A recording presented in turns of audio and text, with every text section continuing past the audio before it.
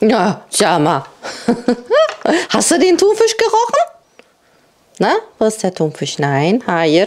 Oh, sie ist so schlau. Hallo meine Lieben, willkommen zu einem neuen Vlog. Wir haben diese Woche Winterferien, die Kids sind zu Hause. Ich nehme euch so ein bisschen mit, hier und da. Wir hatten ja jetzt länger kein Vlöckchen mehr gehabt, ne? Und ich mache gerade hier einen kleinen Brunch. Und dann wollen wir ein bisschen rausgehen. Und deswegen mache ich jetzt ein bisschen Thunfischsalat. Den habe ich euch schon mal gezeigt, ne? Das ist so unser liebster Brotaufstrich. Einfach nur mit Thunfisch, Eiern, Lauchzwiebeln, bisschen Salz und Pfeffer und Remoulade. Das ist so die Hauptzutat. Ich mache so ein kleines Löffelchen noch Joghurt mit rein, damit es ein bisschen nicht ganz so fettig ist. Manche machen da auch noch Mais mit rein. Schmeckt auch ganz lecker. Aber so fürs Brot reicht das. Manchmal mache ich es auch ohne Ei. Ja, hier. Ich muss meinen Thunfisch verstecken hier. Verstecken vor dem kleinen Vielfraß. Ja, auf jeden Fall, ihr könnt mir mal in die Kommentare schreiben, was ihr mit euren Teenie-Kindern, falls ihr aktuell Teenie-Kinder habt, so unternimmt. Ich habe irgendwie so das Gefühl, seit die in der Pubertät sind, kann man mit denen nichts mehr machen. Die sind so, ach nö, warum denn jetzt rausgehen? Was sollen wir denn machen? Die wollen am besten irgendwie chillen, zocken, solche Sachen. Und dann überlege ich selber, wir wollen rausgehen, wir wissen aber immer noch nicht, was wir machen. Man kommt auch gar nicht so aus dem Haus, wisst ihr? Es ist immer irgendein Programm. Na, sag mal. Jetzt ist auch, ich weiß nicht, ob wir noch schaffen, was vorher zu unternehmen. Weil Adem hat heute einen Ausflug mit seinem Fußballverein. Die haben Ausflug. Ja, Mike weiß ich nicht, ob der mitkommen kann. Der hatte ja vor kurzem eine kleine OP am Fuß. Der ist noch nicht ganz fit. Ich glaube, der möchte dann auch nicht mitkommen. Ja, also vollzählig werden wir jetzt auch nicht sein.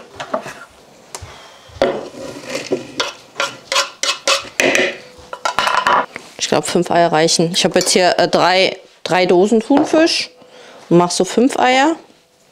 Dann mache ich 6. Ich mache mal 5 Eier reicht. Nein, Tofu, hier. Hier. Nein. Nein. Ich zeige euch mal, wie ich schon mal die Eier würfel. Ich mache das immer am Eierschneider. Einfach so und dann drehe ich es wieder um. Und dann haben wir so Würfel.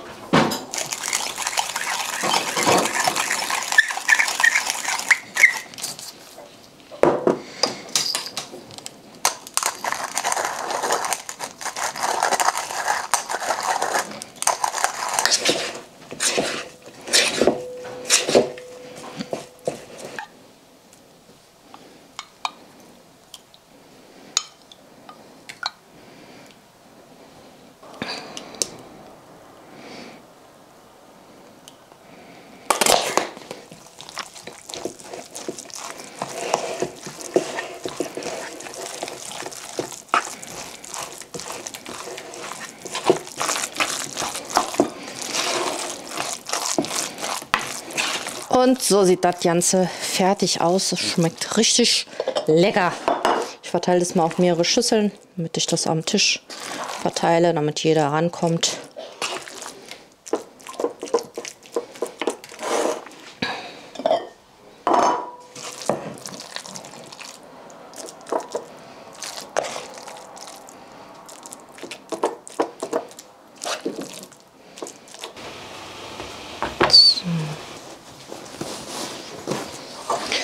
So, Herr Themis, Sie schneiden am besten die Brote, weil ich bin nicht so, ihr wisst, du weißt, ne, wie meine Scheiben immer aussehen. Nein, die sehen gut aus. Nee, die sind immer nicht gut. Nee.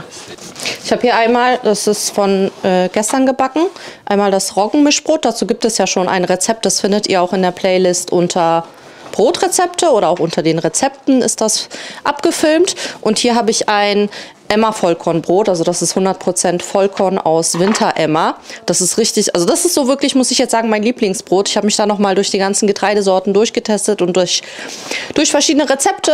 Und das werde ich auf jeden Fall auch nochmal für euch abfilmen, weil das ist richtig super. Und das besteht nur aus 4 Zutaten. Wasser, Mehl, Salz, Hefe. Und das ist aber so lecker und so saftig. Also das gehört zu meinem Lieblingsbroten.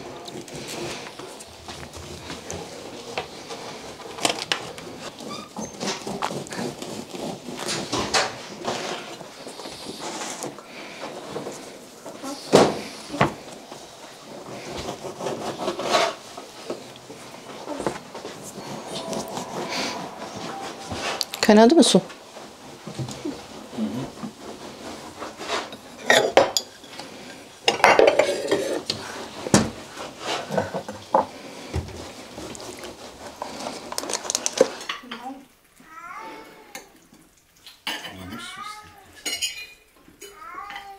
Oh, was ist denn? Wir sind doch alle hier, Blackie. Nein, er steht vom Keller die ganze Zeit schon seit Tagen im Keller. Luna mal schauen. Blackie, wir sind hier.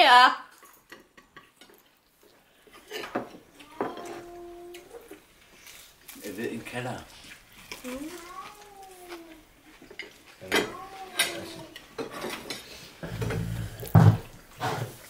Hey, du. Mach hier keine Faxen. Hi, du. Blackie. Blackie. Blackie. Weißt du das?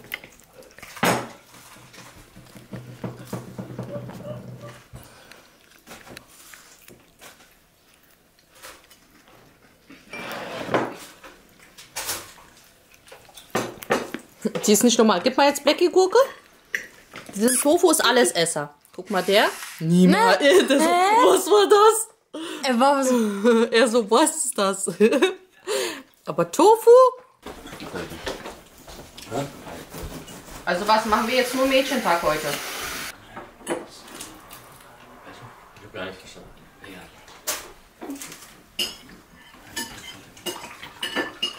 Ja, okay.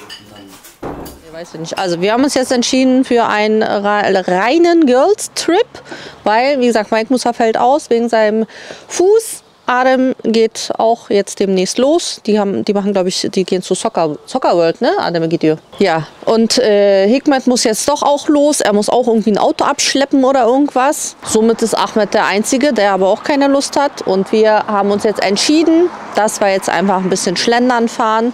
Wir fahren jetzt nach Steglitz, weil die Mädels wollen einmal in den Buchladen. Einfach so ein bisschen schlendern, ein bisschen shoppen, ein bisschen einfach was gucken. Was anderes ist uns jetzt nicht eingefallen, ne? Aber das ist doch sowieso die Lieblingsbeschäftigung von uns Mädels. Von daher passt das schon. Also, let's go.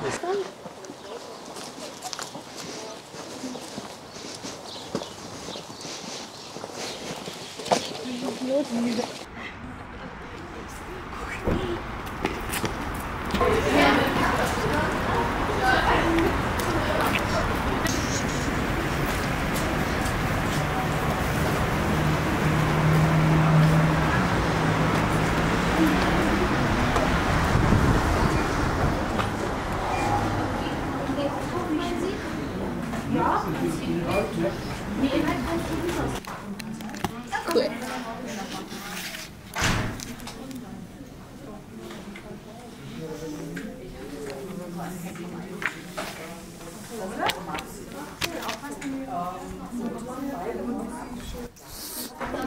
Hast du davon gehört? Dass die in Deutsch helfen müssen. Das ist das nächste. Ja, unglaublich spannend und auch in sämtlichen Berufen. So, ich brauche Nachschub von meinem liebsten Matcha. Der ist so teuer, aber es ist der beste. So, wo haben wir den? Hallo.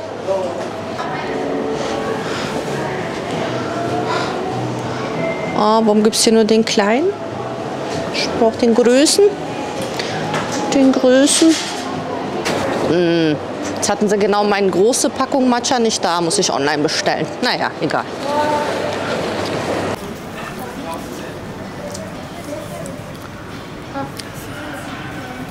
Oh, was ist das? Das ist ja voll süß. Pizza.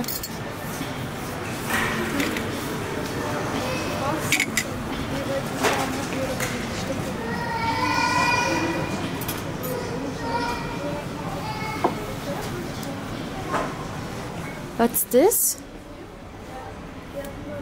Das ist für Kerzen. Süß. Oh, wie süß. Wow. Oh, diese Becher, Becher. Diese Becher. Das ist auch für Kerze. Ach, das ist auch süß. Voll die Ästhetik-Sachen. Oh, ich will so einen. Der weiße. Oh, bitte lass den holen. Ich finde das so klein. Ich weiß gar nicht, was ich daraus trinken soll. Oh, das ist schön. Ja, ist alles schön da. Wohin damit? Ich will das. Wollen wir das? Nein. Unnötig.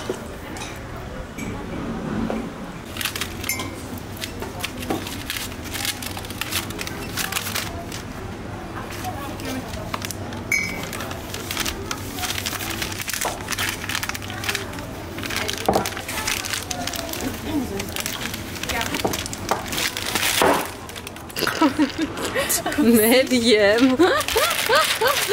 Sie macht einfach gleich kaputt. So wirklich.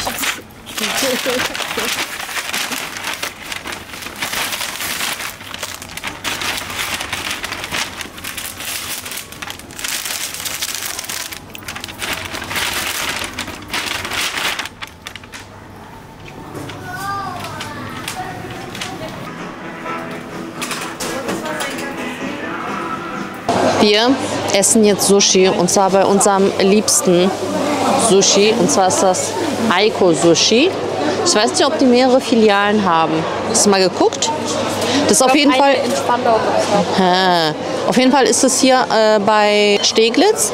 Das ist ja hier die Schlossstraße, ne? Das ist da, wo früher Primark drin war. Hier war ja Primark drin, jetzt nicht mehr. Also das kleine Center. Nicht Boulevard und nicht da hinten, wo. Da hinten ist das Schloss, genau. Ganz hinten ist das Schloss, dann kommt Boulevard und dann kommt dieses kleine Center.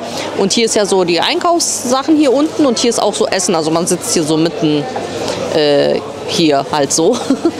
Genau, aber die haben hier wirklich das beste Sushi. Das ist immer top, vor allem deren Kimchi. Oh, Preis-Leistung ist ja auch super, also ist nicht so teuer. Also wenn ihr lecker Sushi essen wollt, kann ich euch auf jeden Fall Aiko Sushi hier in Berlin empfehlen. Weil wir haben schon mit Mariam echt viel Sushi getestet, aber das ist so, ne Mariam? Bis jetzt konnte nix das hier toppen, finde ich. Sehr lecker.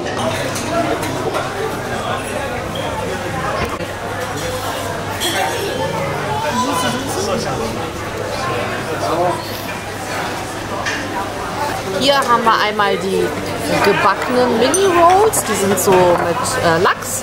Dann hier haben wir so mit dem rohen Lachs und Avocado, das ist Butterfisch, das ist auch richtig lecker. Hier haben wir gebackener Lachs, das sind so diese Standards so mit Thunfisch, Lauch und Mayo, die kleinen. Dann hier, Mariam hat noch diese, wie heißen die Dinger? Nigiri. Und das sind so eine Cones. Und so eine Cones. Yummy, das lassen wir uns jetzt schmecken.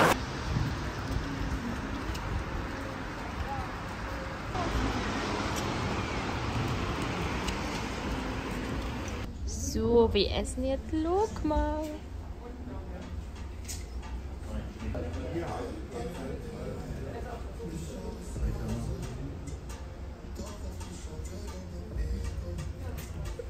Ja, gestern habt ihr als letztes gesehen, wie wir noch Lokma gegessen haben. Das sind so eine, eigentlich wie so Quarkbällchen, ne? Ja. Frittierte Dings. Dann machen die dann noch so Füllungen, kann man Haselnuss oder Schoko oder whatever. Die Mädels haben gegessen. Ich habe nur ein bisschen probiert. Auf jeden Fall, ja, war ich schon beim Sport. Wie immer, schön fleißig. Ich gehe ja Minimum 2-mal die Woche zum Sport.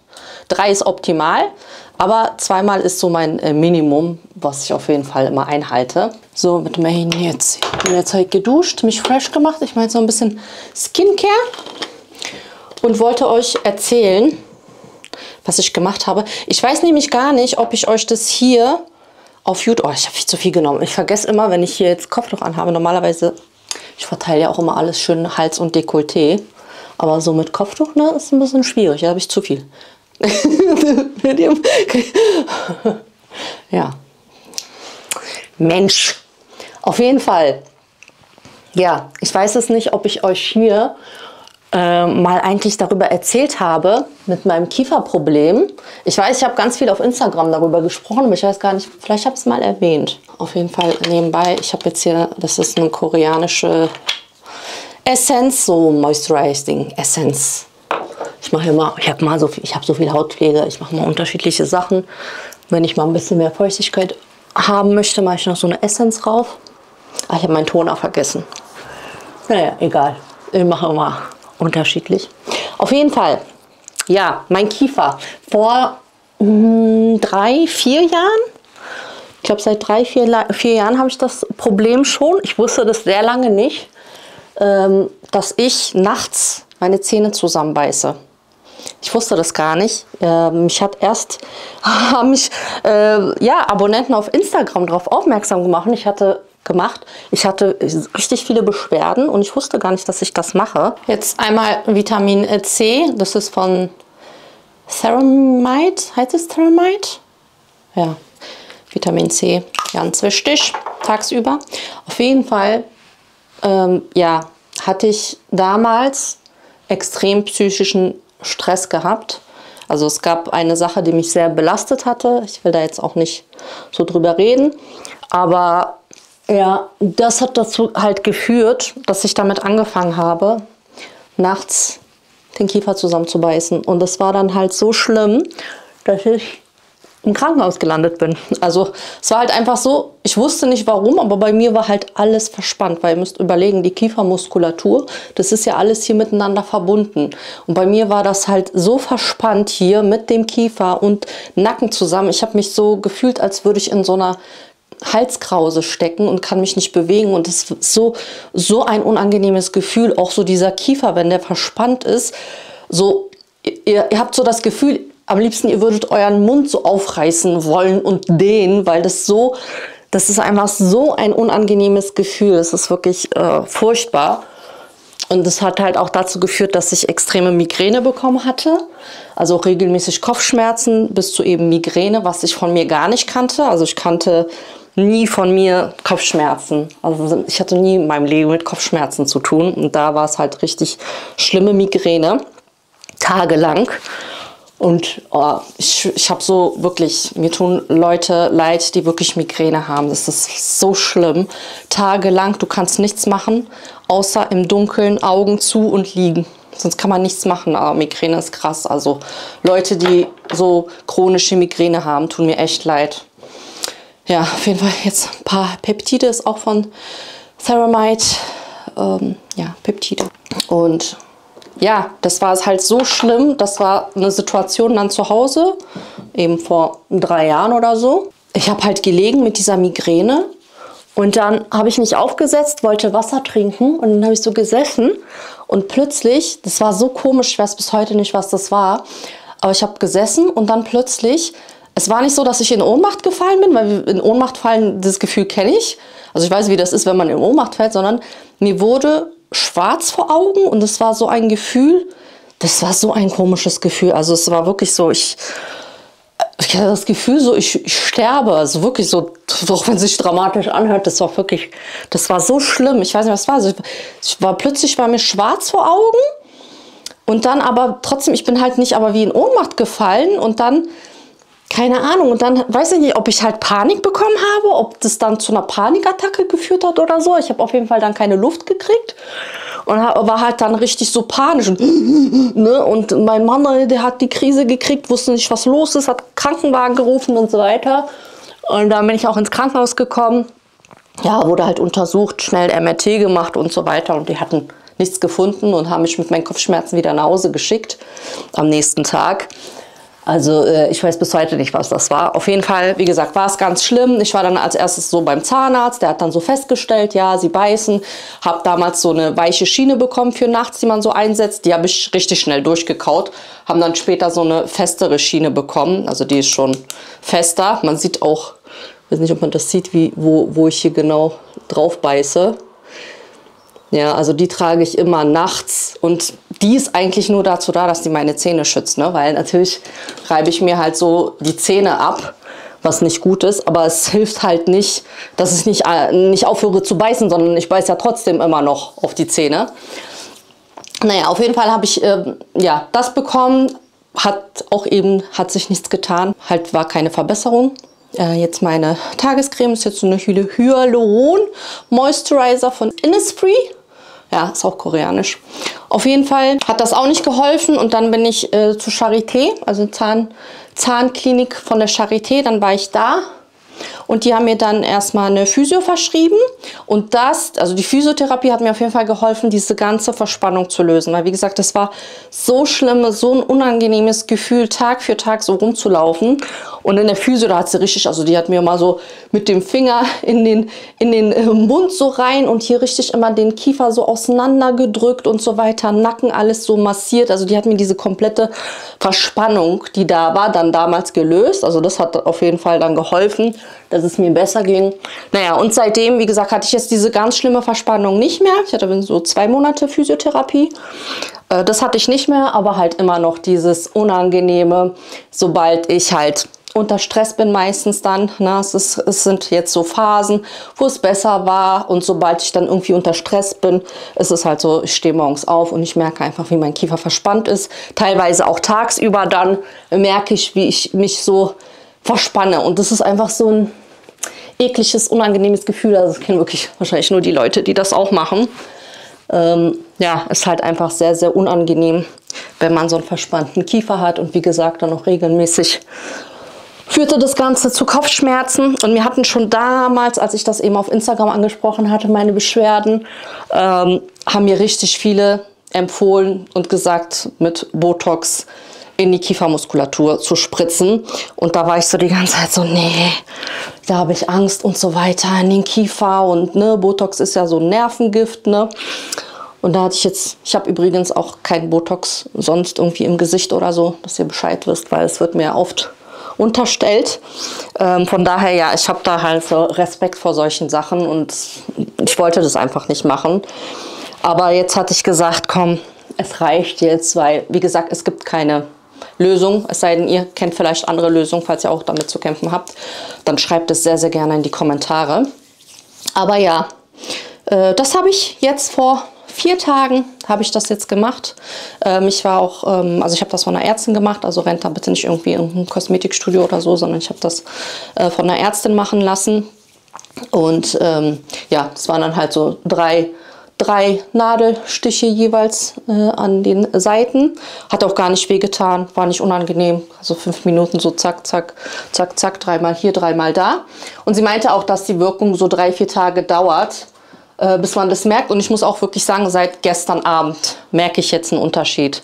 Also ja, ich werde sehen. Falls euch das interessiert, dann sagt mir mal Bescheid. Dann halte ich euch auf dem Laufenden, wie es weitergeht. Ich hoffe, ich muss nicht nochmal nachspritzen, ne, wenn man jetzt zum Beispiel so Botox gegen Falten macht und so weiter, weil das ist ja ein Gift, das baut der Körper nach und nach ab.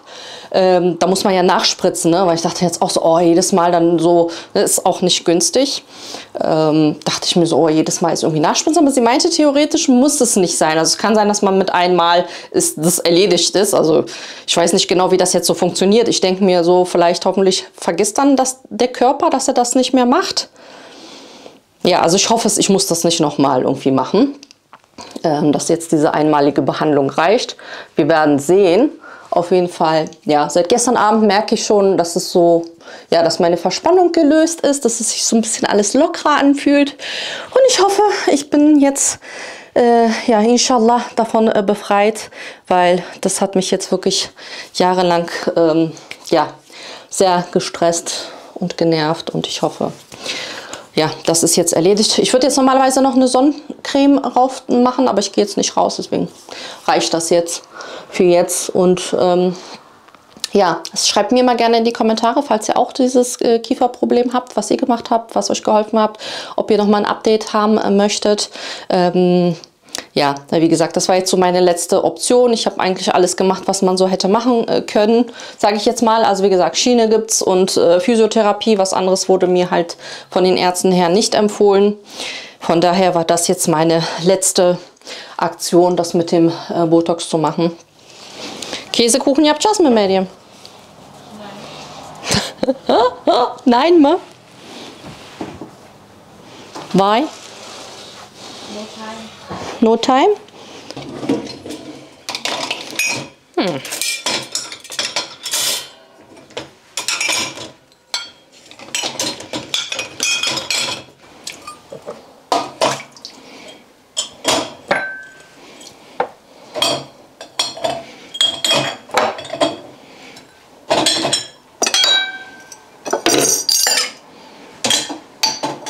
Spülmaschine läuft, Abwasch muss ich noch machen, aber ich muss erstmal was essen.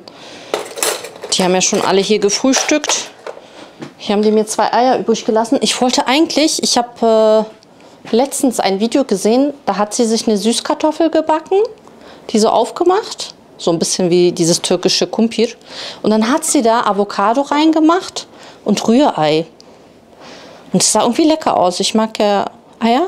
Ich esse es wirklich, jetzt seit ich Sport mache, ne, achte ich so drauf, dass ich mehr Eiweiß esse und das hilft wirklich. Ich esse jeden Tag Eier, zum Beispiel. Auch jetzt mehr Quark zum Beispiel. Kefir trinke ich ja sowieso, Joghurt und so weiter. Aber ja, weil wir halt nicht so viel und oft Fleisch essen, versuche ich das so wenigstens einzubauen. Auf jeden Fall sah das irgendwie lecker aus, aber jetzt dauert mir das zu lange, bis hier eine Süßkartoffel im Ofen gebacken ist. Was soll ich jetzt essen? Ich habe jetzt kein Brot mehr. Also die haben heute Brötchen gekauft, ein Brötchen gegessen. Ich esse aber nur mein gebackenes Brot und ich habe jetzt keins übrig. Ich muss jetzt heute einen Teig ansetzen für morgen. Mit was esse ich denn jetzt die Eier? Oder soll ich mir einen Wrap machen? Ein Eierwrap. Bisschen Salat noch mit reinquetschen. Ich habe hier noch so ein bisschen Hummus übrig. Den machen wir rauf. Das ist auch noch mal extra Protein.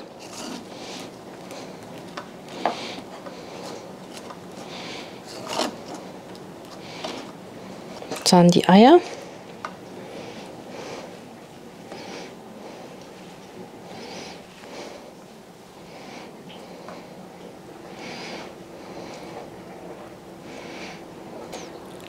Lauchzwiebeln. Nicht zu wenig. Bisschen Gurke. So, bisschen Tomate.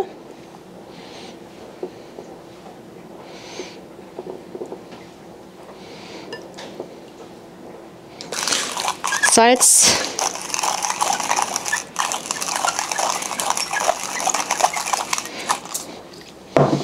Pfeffer.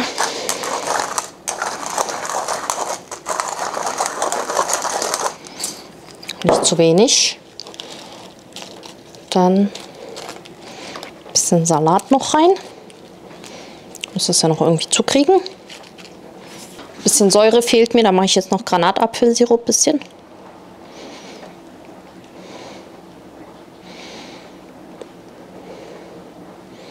Und jetzt kriege ich das zusammengerollt. I guess. Ja, ist halt ein fetter Wrap.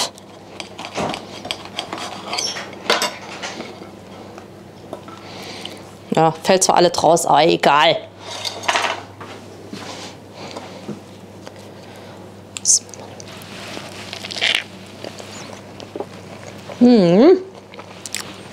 Lecker. So, dazu mache ich mir noch ein Kefir. Dann habe ich auch mein Obst sozusagen gegessen. Und zwar habe ich hier noch ein paar Blaubeeren. Ich glaube, soll ich Banane reinmachen? Nee, es wird mir jetzt zu viel. Dann mache ich jetzt eine Dattel noch mit rein.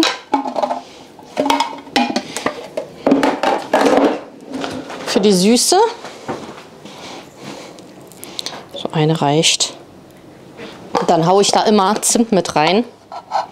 Ich mag das geschmacklich und Zimt ist irgendwie gut für den auch für den Blutzuckerspiegel oder so. Keine Ahnung.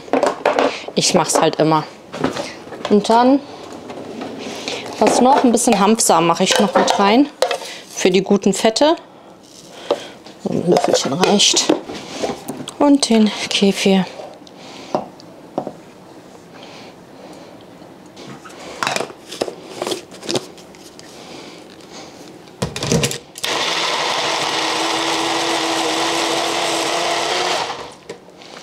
So.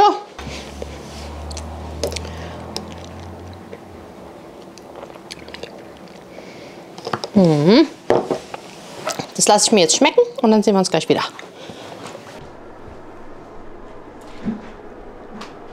Heute habe ich mal wieder eine Bowl gemacht. Ich dachte, ich zeige es euch schnell, weil ich glaube, die wird sehr, sehr lecker. Und zwar einmal mit weißem Reis. Ich habe hier ein bisschen Rucola, Gurke, Avocado, dann Lachs. Den habe ich so komplett im Ofen einfach mit ein bisschen Olivenöl, Salz und Pfeffer gegart.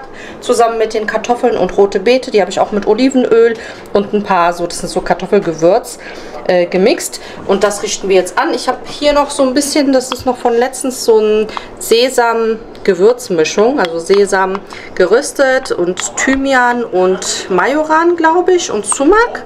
Genau, und das Ganze so gemixt. Das war eigentlich noch so ein bisschen als Topping. Und ein Joghurtdressing habe ich gemacht. Das habe ich jetzt mit dem Thermomix gemacht. Das ist so ein Senf-Joghurtdressing.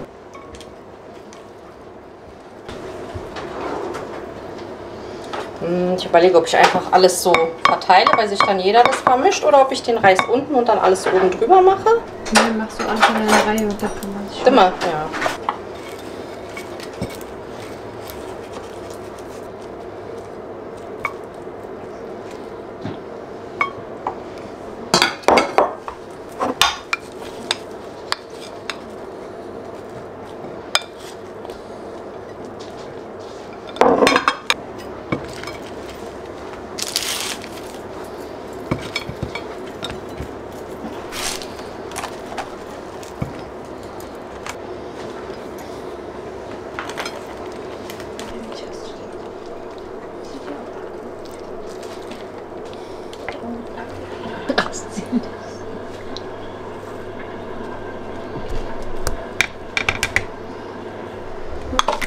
So sieht jetzt die fertige Bowl aus.